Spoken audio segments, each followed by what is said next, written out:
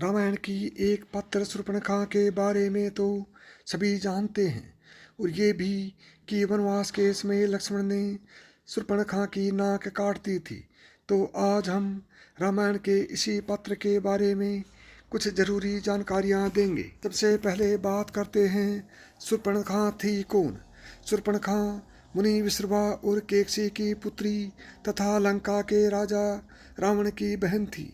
इसे शूर्पणखा इसलिए कहा जाता है क्योंकि उसने नख सूप के समान थे। नंबर 2, शूर्पणखा का पति कौन था। राजा कुबेर को लंका से भगाकर रावण ने इस लंका पर कब्जा कर लिया था। उसके बाद उसने अपनी बहन शूर्पणखा का विवाह कालका के पुत्र दानवराज विदितवाह के साथ किया था। रावण को शूर्पणखा का क्या श्राप था।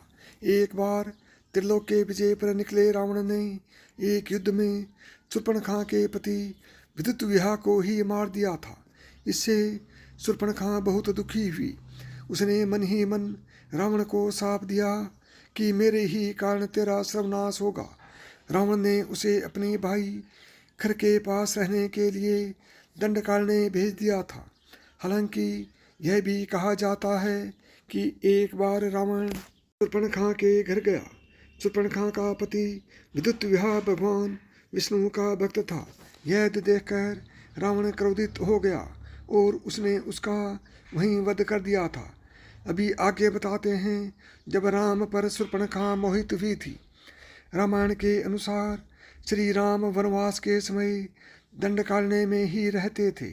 वहाँ शूर्पणखा ने जब श्री राम को देखा तो वह उन पर मुग्ध हो गई। राम का परिचय जानकर उनसे कहा कि मैं इस वन में स्वेच्छाचारिणी राक्षसी हूँ। मुझसे सब भयभीत रहते हैं और रावण मेरा भाई है। मैं तुमसे विवाह करना चाहती हूँ। यह सुनकर श्री राम मुस्कुराए और बोले कि मैं यानी कि उनका विवाह हो चुका है तथा उनका छोटा भाई लक्ष्मण अविवाहित है, अतः वह उसके पास चली जाए। शूर्पणखा की नाक कैसे कटी, वह क्यों काटी थी। शूर्पणखा ने लक्ष्मण के समक्ष विवाह प्रस्ताव रखा।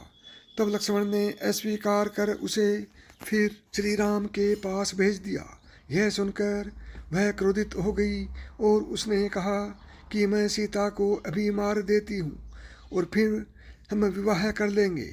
जब वह सीता को मरने झपटी तब श्री राम के आदेशानुसार लक्ष्मण ने उसके नाक और कान काट दिए।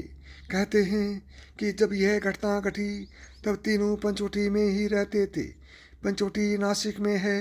यह भी कहा जाता है कि नासिक का नाम इसलिए नासिक है क्योंकि वहाँ शूर्पणखा की नाक काटी गई थी। भाई खर और दूषण का वध कैसे हुआ।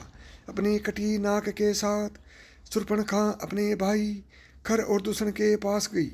उन दोनों ने अपनी सेना सहित राम और लक्ष्मण पर हमला कर दिया। श्री राम ने लक्ष्मण और सीता को एक गुफा में जाने को कहा और वो अकेले ही पूरी सेना से युद्ध लड़े। अंत में उन्होंने खर और दूषण का उनकी सेना सहित वध कर दिया। दूषण, त्रिशिरा तथा अनेक राक्षसों के मारे जाने पर खर स्वयं राम से युद्ध करने गया और वह भी मारा गया। राम ने खर, दूषण, त्रिशुरा तथा 14,000 राक्षसों का विनाश कर डाला। अभी बात करते हैं जब शूर्पणखा रावण के पास पहुंची तब क्या हुआ। पंचवटी में लक्ष्मण से अपमानित शूर्पणखा ने अपने भाई रावण से अपनी व्यथा सुनाई और उसके कान भरते कहा, सीता अत्यंत सुंदर है और वह तुम्हारी ही पत्नी बनने के योग्य है। तब रावण ने अपनी बहन के अपमान का बदला लेने के लिए मारीच के साथ मिलकर सीता के अपहरण की योजना बनाई। अभी बात करते हैं शूर्पणखा के पूर्व जन्म की। कहते हैं कि पूर्व जन्म में शूर्पणखा इंद्रलोक की नयनतारा नामक अप्सरा थी। उस समय पृथ्वी पर व्रजा ऋषि घोर तपस्या कर रहे थे।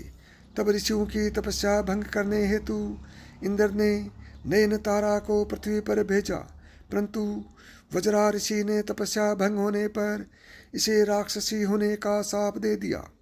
ऋषि से क्षमा याचना करने पर वज्रा ऋषि ने उससे कहा कि राक्षस जन्म में ही तुझे प्रभु के दर्शन होंगे।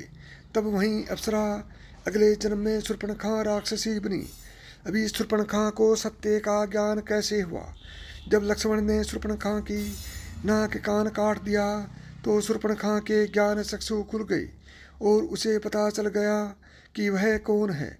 तब उसने प्रभु के कार्य को पूरा करने के लिए उनकी सहायिका बनकर प्रभु के हाथ से खरदूषण व रावण, कुंभकर्ण, मेघनाथ आदि निशाचरों को मरवा दिया और प्रभु की प्राप्ति हेतु पुष्कर जी में चली गई और नदी में खड़ी होकर भगवान शिव का ध्यान करने लगी।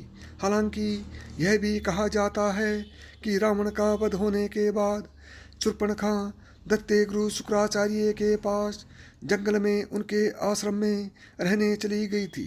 अभी बात करते हैं श्री कृष्ण की पत्नी की।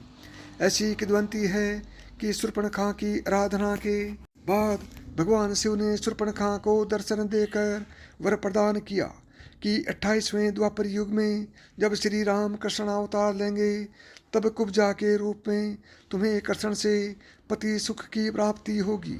तब श्री कृष्ण तुम्हारी कुब्ड ठीक करके वही नयन तारा अप्सरा का सुंदर रूप प्रदान करेंगे। प्रेम से बोलो जय श्री कृष्ण। राधे राधे।